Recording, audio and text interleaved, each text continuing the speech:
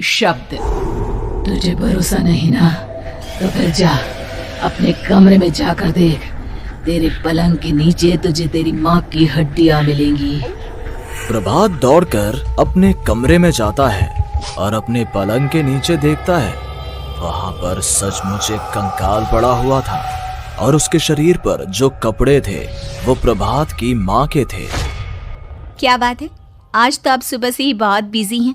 ऐसा क्या लिख रहे हैं? बस एक फैमिली की कहानी लिख रहा था। जैसे हमारी फैमिली है ना, तुम, माँ और मैं, लेकिन थोड़े अलग तरीके से, क्योंकि ये कहानी हॉरर है और इसमें जो आदमी है ना, मैंने उसकी बीवी को मार दिया है। मतलब कहानी में ऐसा लिखा है। और जानती हो, उसके बाद जो बीवी है ना, वो एक बुरी आत्मा बन जाती है। क्या बेटा, इस तरह की डरावनी कहानियां क्यों लिखता है तू? जानता है ना, हम जो सोचते हैं, जो लिखते हैं, हमारा दिमाग पूरा दिन वैसा ही होता रहता है।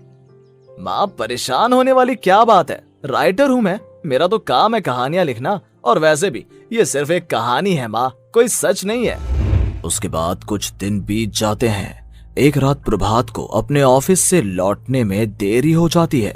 रात के लगभग 12 बजे हुए थे। प्रभात जैसे ही अपने घर पहुंचता है, उसने देखा कि उसकी पत्नी दुर्गा डाइनिंग टेबल पर उसका इंतजार कर रही है। आ गए आप? कब से आपका इंतजार कर रही थी। देखिए ना, खाना भी ठंडा हो गया है। अरे दुर्गा, आज तुमने अपने इतने लंबे लंबे बालों को खोलकर क्यों रखा है? तुम तो हमेशा अपने बाल बांध कर रखती हो। वो क्या है ना प्रभात, जब इंसान अपनी जिंदगी से मुक्त हो जाता है ना, तो उसे दूसरे सारे बंधन खोल देने चाहिए। इसलिए मैंने अपने बालों के बंधन भी खोल दिए। ये तुम किस तरह की बातें कर रही हो? तुम ठीक तो हो? मैं बिल्कुल ठीक हूँ प्रभात। अच्छा चलो खाना खाओ। वो क्या है ना दुर्गा, मुझे भूख नहीं है। ऑफिस में कुछ खा लिया था।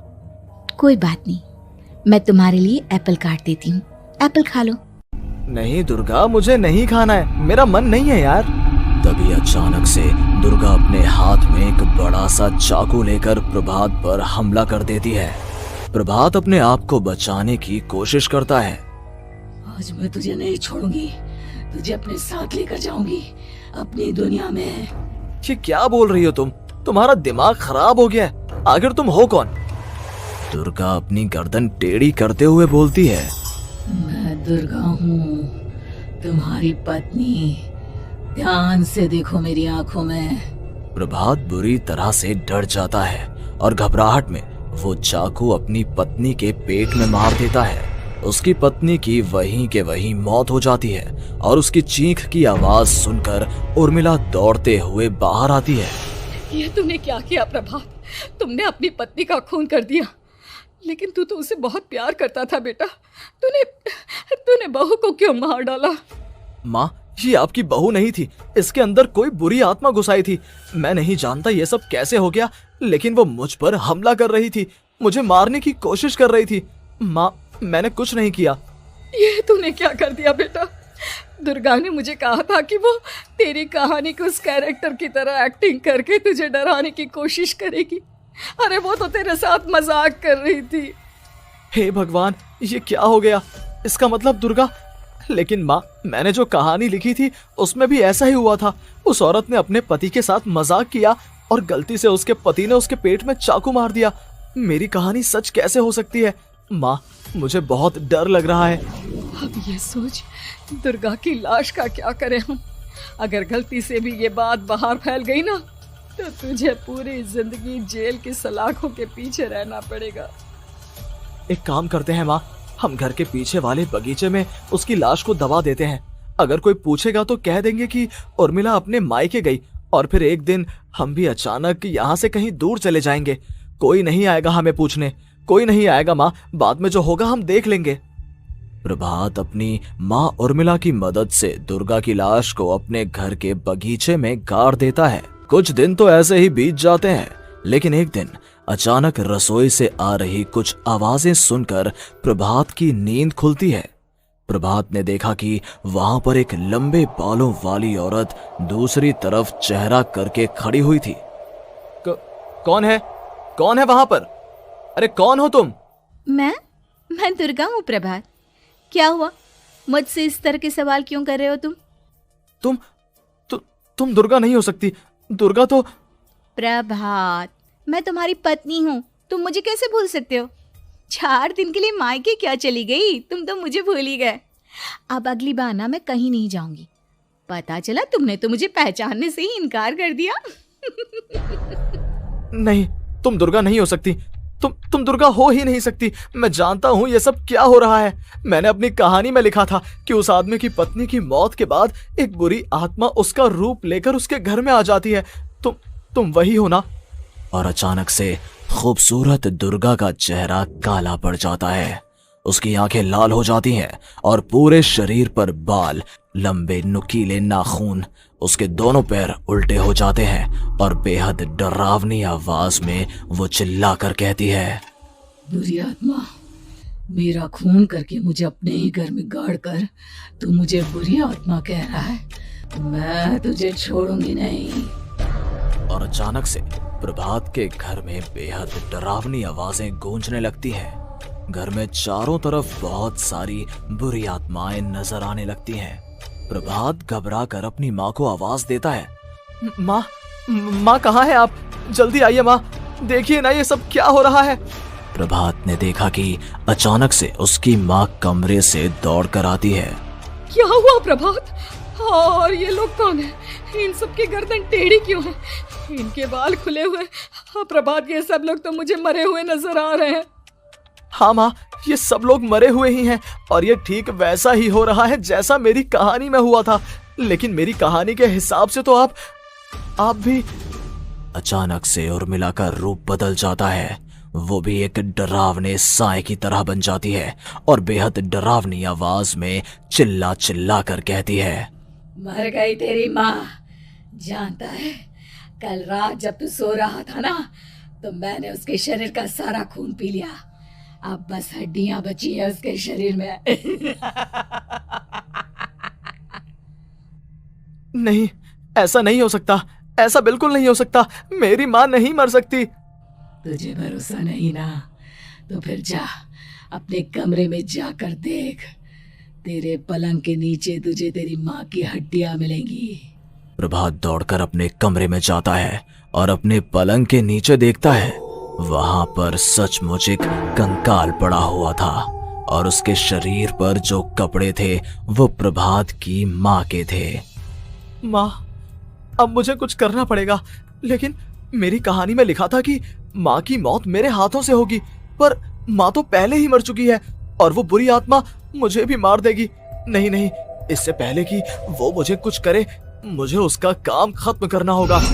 प्रभात अपने हाथ में बड़ा सा चाकू लेकर उस बुरी आत्मा पर हमला कर देता है जिसने प्रभात की माँ का रूप लिया हुआ था, और अगले ही पल वो नीचे गिर जाती है और उसके शरीर से खून बहने लगता है। ऐसा नहीं हो सकता। एक बुरी आत्मा के शरीर में तो खून होता ही नहीं है। तो क्या सच में मैंने अपनी माँ को मार दिया? लेकिन अभी कुछ देर पहले तो फिर वो कंकाल किसका है? और ये कौन है? मैं पागल हो जाऊंगा। और अपनी माँ की लाश, इसका मैं क्या करूं? लोग पूछेंगे तो मैं क्या जवाब दूंगा? तभी वहां पर दुर्गा का रूप लेकर जो आत्मा थी उसने प्रभात से कहा, गाड़ दे अपनी माँ को ले जाकर उसी जगह जहाँ तूने मेरा खून करके मुझे गाड़ दिया था। जा, चला जा। घबराया हुआ प्रभात पागलों की तरह अपनी माँ की लाश को लेकर बगीचे में गाड़ देता है। प्रभात की हालत पागलों जैसी हो जाती है। वो अपने आप को अपने घर में बंद कर लेता है। कहानी के हिसाब से तो आगे ये हुआ था कि कहानी लिखने वाले ने उन बुरी आत्माओं से डरकर आत्महत्या कर ली थी। तो क्या मैं भी मर जाऊंगा? क्या मैं भी आत्महत्या कर लूंगा?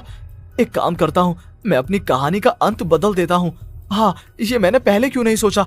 मैं लिख दूंगा कि कहानी को लिखने वाला आत्महत्या नहीं करता, बल्कि कहीं दूर जाकर नए सिरे से अपनी जिंदगी शुरू करता है। यही सोचकर प्रभात ने अपनी लिखी हुई कहानी को बाहर निकाला और उसे पढ़ना शुरू किया।